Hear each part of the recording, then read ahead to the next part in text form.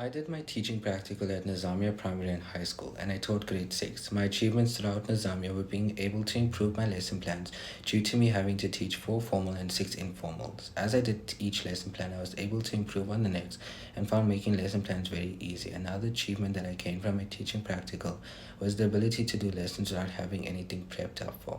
For example, my mentor teacher would give me lessons to do without any preparation. I was able to do it successfully. I also gained the ability to develop classroom management skills from my teaching practice.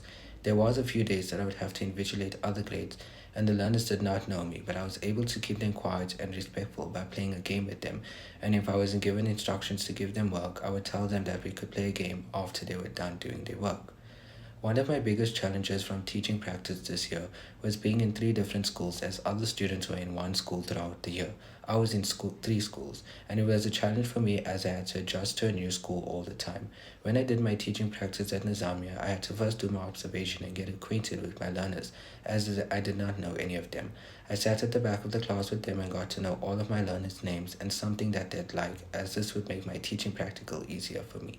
When I teach them, after a few days I knew all my learners' names and they were comfortable with me, and it felt as if I've been at Nizamia for a while.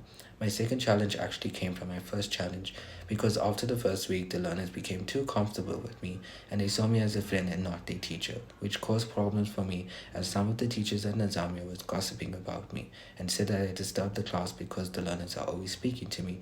How I overcame this challenge was firstly, I apologized to the teachers that said I was disturbing their class, and secondly, I moved my chair to the table at the front of the class where therefore I would not be sitting with the learners and they would not be able to talk to me all the time. I was more assertive with them, and if they were not doing their work, I would tell them to do their work. Eventually, my learners and I established a relationship where they knew I was their student teacher, and now and then we could conversate and play games. And it made it easier for me to teach them because they gained respect for me and kept quiet whenever I taught them. I have two different experiences because I was at two different schools. When I was at the Valley School in Block 1, I had less learners in my class as it was more like a house that was turned into a school. I learned that I had more confidence when I had less learners in my class as it did not feel overwhelming. When I was at Nizamia in Block 2, I learned to overcome the fear of being overwhelmed due to having more learners in my class. But after knowing every one of them, I was able to gain confidence when teaching them. I also learned to project my voice and speak louder as I had more learners in my class and they all needed to hear me. I also learned a lot about my culture as Nizamia is a Muslim school and they are very rich in their culture. They had subjects like Islamic studies and Arabic, and I was able to learn a few things from those subjects.